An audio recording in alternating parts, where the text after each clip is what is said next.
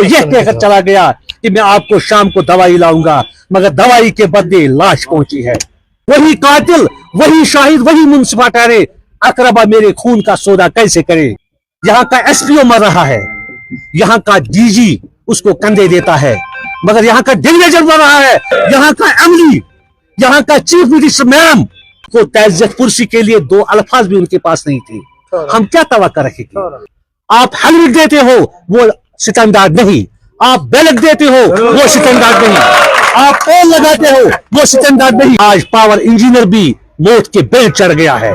करोड़ों में गवर्नमेंट ने पैसे डाले हैं। आप यहाँ के अकाउंट सेक्शन में जाइए और वहां देखिए वो पैसा जो है वो नियर टू लैप्स है। जान की कोई कीमत नहीं होती है। अल्लाह ताला ने इंसान को लक़द खलक़तल इंसान फी अहसन तक़वीम के ज़ुमरे में पैदा किया है, मगर बदकिस्मत ये है जब बादशाहत डिक्टेटर के पास हो, जब मैनेजमेंट बेआर इंसानों के पास हो, जब सिस्टम उन लोगों के पास हो जिनके अंदर दिल नहीं बल्कि पत्थर हो, तो वहां पे इंसानी जान का कोई वैल्यू नहीं है। तो जो लोगों की जानें चली गई है उनके लिए आज तक क्या कुछ किया? देखो, Jammu Kashmir power employees coordination committee का जो प्रोग्राम है आज तैज़ियती इजलास, हम आपकी वसातत से, मीडिया की वसातत से आपका बहुत शुक्रिया है कि आपने अरबाबी इक़्तिदार तक हमेशा हमारी आवाज को अरबाबी इक़्तिदार तक पहुंचाए, उसके लिए आपका शुक्रिया।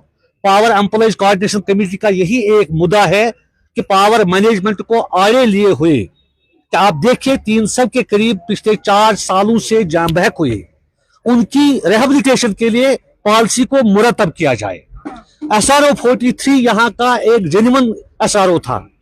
मैं एमडी साहब से इस्तिदा करता हूं, जो बोर्ड ऑफ डायरेक्टर्स है, क्या आप एक ड्राफ्ट नहीं लिख सकते हो और बोर्ड ऑफ डायरेक्टर्स में उसको वेट करके यहाँ के उस डेलीवेजर की बाज़ाबारकारी के लिए जो कल उसकी फैमिली सड़कों पे भीख मांगेगी, उसके बच्चे फीस के लिए तरसेंगे, उसकी बीवी बेवा होकर जिंदगी की मतलब बदतरीन दिन गुजारेगी, क्या एक सरकार की ये जिम्मेदारी नहीं है उसकी रिहेबिलिटेशन के लिए उनको रिहेबिलिटेट किया जाए, उनको एजुकेटेड कंपनसेट किया जाए। और दूसरी बात जो टेक्निकली है, लोग भी परेशान है, यहाँ का जर्नलिज्म भी परेशान है, यहाँ के मौलवी हजरात भी परेशान है, यहाँ के सिविल सोसाइटी भी परेशान है। आखिर ये हादसा क्यों हो रहा है?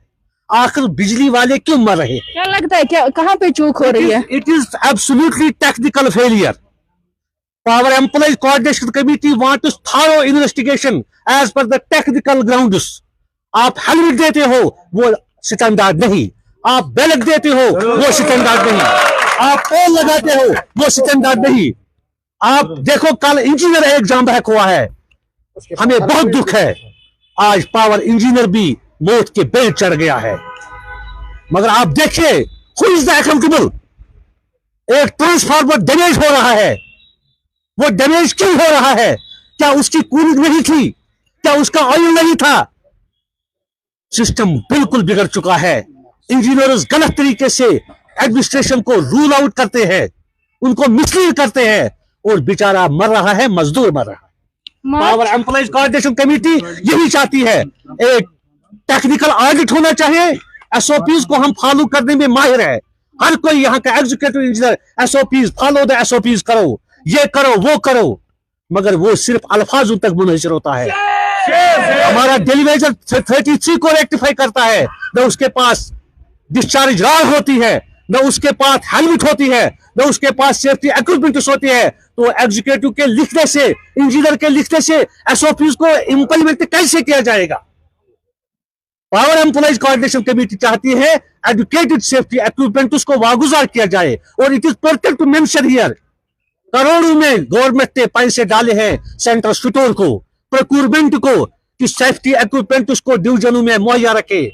और मैं आपको ये वसातत बिल्कुल वसूख से कहता हूं, आप यहाँ के अकाउंट सेक्शन में जाइए और वहां देखिए वो पैसा जो है वो नियर टू लैप्स है। आज तक 1,70,000 रुपया कागजों में पड़ा हुआ है और मेरा लाइन में बैलेट के लिए तरसा है। और हम दावा कर रहे हैं कि इस एक्सीडेंट को, इस हादसा को कम किया जाए। नहीं हो जाएगा, ये कत्ले आम आगे भी रहेगा तब तक जब तक यहाँ का पावर मैनेजमेंट, यहाँ का पावर चीफ इंजीनियर सब कुछ आड़े लेकर उनको एक बार सीरियस होना है। और दूसरी बात, यहाँ का एसपीओ मर रहा है, यहाँ का डीजी उसको कंधे देता है, मगर यहाँ का डेलीवेजर बन रहा है और यहाँ का एग्जीक्यूटिव तैसे नहीं आता है। यहाँ का एमडी, यहाँ का चीफ मिनिस्टर मैम, जिसको हम फख्र से कहते हैं वो हमारी बहन है, क्या उसका इखलाकी जवाब नहीं बनता जब कल उसने एक इंजीनियर को तैज़ियत किया है, एक टेक्नीशियन को तैज़ियत किया है? क्या इम्तियाज इंसान नहीं था? क्या वो जम्मू का डेलीवेजर इंसान नहीं था? उनको तैज़ियत पुरसी के लिए दो अल्फाज भी उनके पास नहीं थी। हम क्या तवक्को रखेंगे? वही कातिल, वही मुंसिफ, वही कातिल, वही शाहिद, वही मुंसिफा ठहरे, अकरबा मेरे खून का सौदा कैसे करे? हम किसके हाथ में अपना लहू तलाश करें?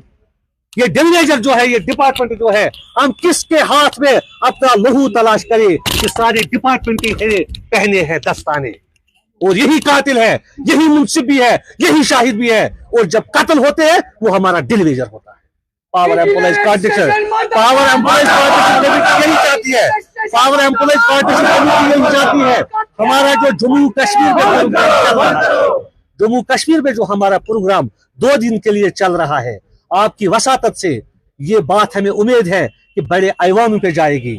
उनसे कहो अनंतनाग की तारीख साज ग्राउंड में आज जो बेबस कौम यहाँ थी, उनका यही इस्तिदा था, यही मुद्दा था कि इन भूखों को रोटी दो, उन यतीमों को रिहेबिलिटेट करो, उस बेवा बहन को रिहेबिलिटेट करो, उस बच्ची को जिस बच्ची के लिए कल उसको दवाई लेनी थी हॉस्पिटल से, और बच्ची को यह कहकर चला गया कि मैं आपको शाम को दवाई लाऊंगा, मगर दवाई के बदले लाश पहुंची है। ये समाज निशान है जी। कैजुअल लेबर्स तो मर रहे हैं, लेकिन दूसरा मसला ये भी है कि उन्हें मुस्तकिल नहीं किया जा रहा। और मार्च 2025 की बात करें, अंजुम साहब की जानिब से बताया गया कि एक रिपोर्ट तश्कील दी जाए, कमेटी बनाई जाएगी। क्या लगता है? देखो, ये कैसी दस्तूरी जबानबंदी है तेरी महफिल में, यहाँ बात करने को तरसती है जुबान अपनी। अब बात करेंगे तो आपको पता है क्या हो रहा है, मगर ट्रेड यूनियन के बुनियाद पे मैं कह रहा हूँ, यहाँ पे हुकूमत है, बाज़ाब्ता तौर हुकूमत है, एक लेजिस्लेटिव हुकूमत है, जिनको 80% मैंडेट मिला है। अगर उमर सरकार ने नेशनल कॉन्फ्रेंस से यह दावा किया है 6 महीनों में उनकी इंक्वायरी करके इनको अच्छी तरीके से रिहेबिलिटेट किया जाएगा, रेगुलराइज किया जाएगा, आज 5 महीने गुजर गई। क्या उम्मीदें हैं? उम्मीदें तो बहुत हैं, उम्मीद तो नहीं, हम ना उम्मीद नहीं है। हमने पिछले 30 सालों से काम किया इस डिपार्टमेंट को चलाने में।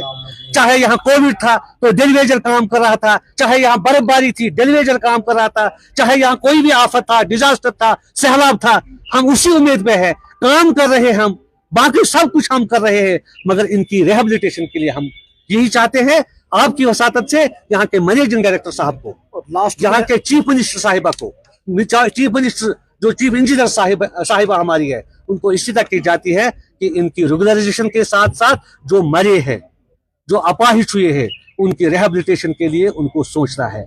आज नहीं तो कल उनको मजबूरन सोचना पड़ेगा। और पावर एम्प्लॉइज कोऑर्डिनेशन बशमूलियत TDL PDL एसोसिएशन जो है, ये कल जब सड़कों पे आएगी, ये जब असेंबली का घेराव करेगी, उस दिन उनको याद आएगा कि हमने पहले ही उनको क्लियर इंफॉर्मेशन दी थी, मगर उस वक्त ज्यादा होगा। इसलिए जरूरत इस बात की है, एक टेक्निकल ऑडिट करने की जरूरत है डिपार्टमेंट को, उसके साथ साथ डेलीवेजर को रेगुलर करने के लिए सरकार को सोचना चाहिए, नहीं तो तूफान बर्पा होगा।